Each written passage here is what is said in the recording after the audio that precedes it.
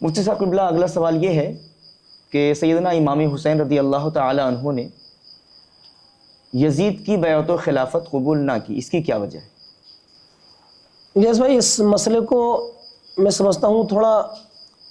گہرائی کے ساتھ سمجھنا ہوگا اور ہماری عوام کو اس چیز کو سمجھنا ہوگا کہ حضرت امام حسین رضی اللہ تعالیٰ عنہ نے وقتیہ طور پر بھی کچھ لمحات کے لیے بھی، یہاں تک کہ ایک لمحے کے لیے بھی یزید کی بیعت کو قبول نہیں کیا۔ وجہ کیا تھی؟ اس کی وجہ یہ تھی کہ یزید نہایت ہی ظالم و جابر شخص، شرابی، جواری، اس کو ایسے گناہوں کا شوق تھا اور جن کو وہ بڑے شوق کے ساتھ کرتا تھا۔ کتے پالنا، کتوں کو آپس میں لڑانا، یار دوستوں کو لے جا کر کے جنگلوں میں شرابیں پینا، پوری رات شراب میں رہنا، یہاں تک لکھا گیا ہے اس کے تعلق سے کہ وہ رات کو شراب پیتا تھا تو صبح تک بے ہوش رہتا تھا، پھر صبح کو شراب پیتا تھا تو رات تک بے ہوش رہتا تھا۔ یہ سارے کارنامے حضرت امام حسین رضی اللہ تعالیٰ عنہ کے سامنے آ چکے تھے۔ حضرت امام حسین رضی اللہ تعالیٰ عنہ بہت اچھی طریقے سے جانتے تھے کہ وہ فاسق و فاجر ہے، وہ حضور علیہ الصلوۃ والسلام کے طریقے پر چلنے والا نہیں ہے، حضور کے طریقے کو ٹھکرانے والا ہے، حضور کے دین کو بھی ٹھکرانے والا شخص ہے وہ۔ تو حضرت امام حسین رضی اللہ تعالیٰ عنہ اس کے سارے کارناموں سے واقف تھے، جانتے تھے کہ یہ کس طرح کا شخص ہے، اور میرا ایک لمحے کے لیے بھی اس کی بیعت کو قبول کرنا یہ پوری دنیا کے مسلمانوں کے لیے بڑی ہی ہولناکی کا سبب بن سکتا ہے۔ کھلا فاسق و فاجر تھا، بالکل کھلا فاسق تھا وہ۔ جب اس نے حضرت امام حسین رضی اللہ تعالیٰ عنہ سے بیعت کا مطالبہ کیا تو حضرت امام حسین رضی اللہ تعالیٰ عنہ نے ایک جملہ ارشاد فرمایا، اور وہ جملہ قیامت تک کے مسلمانوں کے لیے سبق ہے، قیامت تک کے مسلمانوں کے لیے۔ آپ نے ارشاد فرمایا کہ مجھ جیسا تجھ جیسے کی بھی کبھی بیعت نہیں کر سکتا، میرا تیری بیعت کرنا تو دور کی بات ہے، یہ تو بالائے طاق رکھ دو اٹھا کر کے، قیامت تک جو بھی مسلمان میرے جیسا ہوگا اور جو بھی فاسق و فاجر تیرے جیسا ہوگا تو میرے جیسا کوئی بھی مسلمان کبھی تجھ جیسے فاسق کی بیعت قبول نہیں کرے گا۔ تو اس کی بیعت قبول نہ کرنے کی جو وجہ تھی وہ اس کا کھلے عام فاسق و فاجر ہونا، جس کو ہم فاسق معلن کہتے ہیں۔ اب ایسے شخص کو امیر المؤمنین قبول کر لینا، خلیفۃ المسلمین مان لینا، یہ نواز رسول کی شان کے خلاف تھا۔ انہوں نے ایک پل کے لیے بھی ان کے ضمیر نے یہ گوارا نہ کیا کہ میں ایک لمحے کے لیے بھی اس کے ہاتھ میں اپنا ہاتھ دوں۔ تو اب ہمیں اور ہماری عوام کو سمجھنا یہ ہوگا کہ اب ہم جب اس کے پس منظر میں جاتے ہیں اور دیکھتے ہیں کہ ہماری دشمنی یزید سے یہ ہے کہ یزید نے امام حسین رضی اللہ تعالیٰ عنہ کو شہید کیا، اور آپ کے ساتھ جو 72 نفوس قدسیہ جن کو شہید میدان کربلا میں کیا گیا، تو وہ قاتل امام حسین اور قاتل اہل بیت ہے،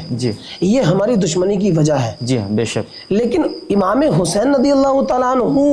کے زمانے میں جب وہ تھا تو اس وقت دشمنی کی وجہ ان کی یہ نہیں تھی،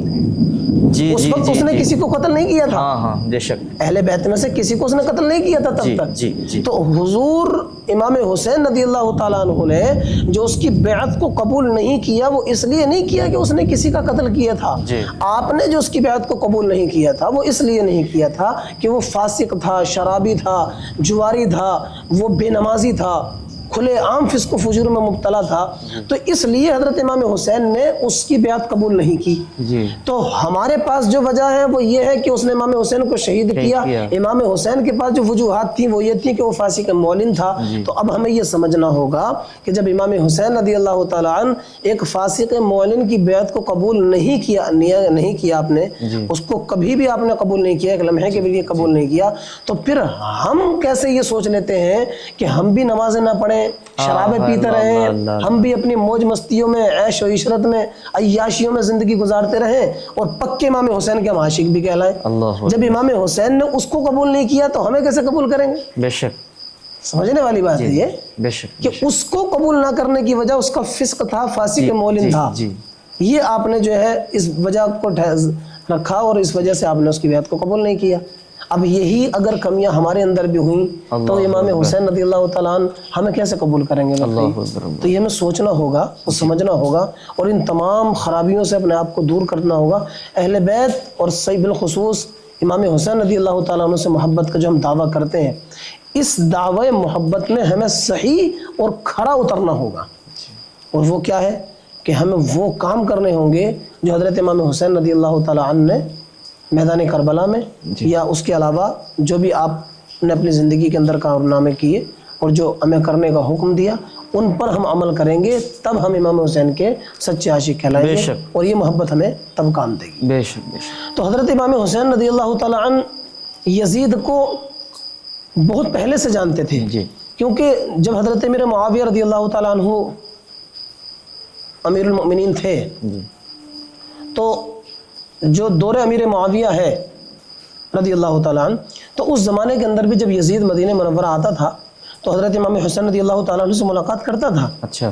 جی، ملنے کے لیے آتا تھا، آپ سے ملاقات کرتا تھا. تو اس وقت کا ایک مرتبہ کا ذکر ہے کہ اس نے حضرت امام حسین رضی اللہ تعالیٰ عنہ کو شراب پیش کی تھی پینے کے لیے، کیونکہ وہ شوق کے ساتھ پیتا تھا اور عیب بھی نہیں سمجھتا تھا، غلط بھی نہیں سمجھتا تھا. اس کے بارے میں ایک بات یہ بھی ذکر کی جاتی ہے کہ جب اس سے کہا گیا ایک مرتبہ کہ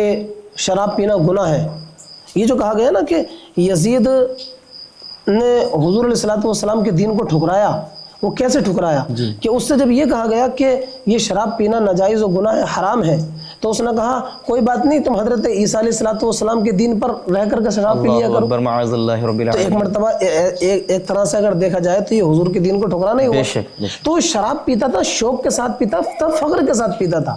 تو حضرت امام حسین رضی اللہ تعالیٰ عنہ کو بھی اس نے شراب پیش کی حرم مدنی میں، جی مدینہ شریف کے اندر جب وہ آتا تھا تو تب وہ اس نے یہ حرکت کی. تو امام حسین رضی اللہ تعالیٰ عنہ نے اس کو جو ہے زجر و توبیخ، ڈانٹ ڈپٹ کی اور منع فرمایا کہ میں نے کبھی زندگی کے اندر اس کو کبھی